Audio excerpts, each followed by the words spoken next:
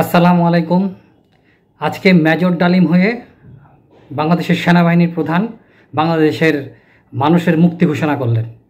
শেখ হাসিনা তার বাবার মতো 1971 সালে যেমন 25শে মার্চ তার বাবা পালিয়ে গিয়েছিলেন বা পাকিস্তানে তাতে ধরা দিয়েছিলেন, ঠিক তেমনইভাবে আজকে শেখ হাসিনা দেশ ছেড়ে পালালেন। বাংলাদেশের মানুষকে রক্তাক্ত করে উনি দেশ ছেড়ে পালালেন। আমি এই মুহূর্তে মিরপুর থানার পাশে একটা বাসায় অবস্থান করছি। মিরপুর থানায় কারা যেন আক্রমণ করেছে, এই সময় আক্রমণের সময় নয়, প্রচণ্ড গুলোগুলি হচ্ছে। এটা কি ঠিক? এই সময় যখন আমরা বিজয়ের আনন্দে উদ্ভাসিত, আবার কেন আমরা কোনো মৃত্যুর দিকে যাব? প্রচণ্ড গুলাগুলি হচ্ছে। আপনারা আওয়াজ শুনতে পাচ্ছেন কিনা আমি জানি না। আমাদেরকে অবশ্যই এই সব দুষ্কৃতিকারী যারা এখন হামলা করছে তাদেরকে প্রতিহত করতে হবে। আমাদেরকে প্রতিহত করতে হবে এইসব হামলাকারীদেরকে। মিরপুর থানায় সম্ভবত অ্যাটাক হয়েছে, মিরপুর থানায় গুলাগুলি হচ্ছে। আমার মনে হয় যে দুষ্কৃতিকারীরা এখন আবার বাংলাদেশকে ধ্বংস করতে চাইছে।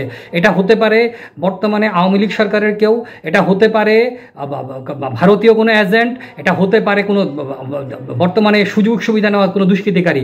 দুষ্কৃতিকারীদের প্রতিহত করুন। বাংলাদেশ সেনাবাহিনী অবশ্যই এইসব দুষ্কৃতিকারীকে প্রতিহত করবে।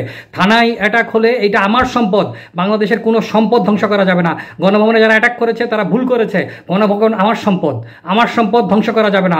এই সম্পদের উপর ভিত্তি করে আমরা বাংলাদেশ গড়ব। আমরা অবশ্যই বাংলাদেশ গড়ব।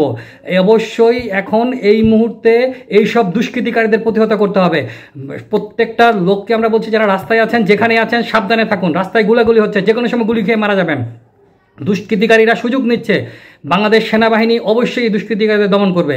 আমি এখনও শুনতে পাচ্ছি মিরপুর থানায় অ্যাটাক হয়েছে। এই থানা অ্যাটাক বন্ধ করতে হবে। সেনাবাহিনী এসেও কার যেভাবে হোক এসে বন্ধ করতে হবে। অবশ্যই থানা দুষ্কৃতীদের কার দখলে দেওয়া যাবে না। থানায় অবশ্যই কিছু কি বলা যায় দুর্নীতিবাজ পুলিশ অফিসার রয়েছে, অবশ্যই পুলিশ অফিসার রয়েছে। সেই পুলিশ অফিসারদের জন্য থানা অ্যাটাক করা যাবে না। ওদের বিচার বাংলাদেশের আইনে হবে। অবশ্যই এই সব দুষ্কৃতিকারীদেরকে দমন করতে হবে। বাংলাদেশ সেনাবাহিনী অবশ্যই এটা গ্রহণ করবে। আমার মনে হয় এই মুহূর্তে বাংলাদেশের মানুষের আনন্দ উল্লাস করার সময়, কোনো হামলা করার সময় নাই। অবশ্যই শান্ত থাকতে হবে। ধন্যবাদ।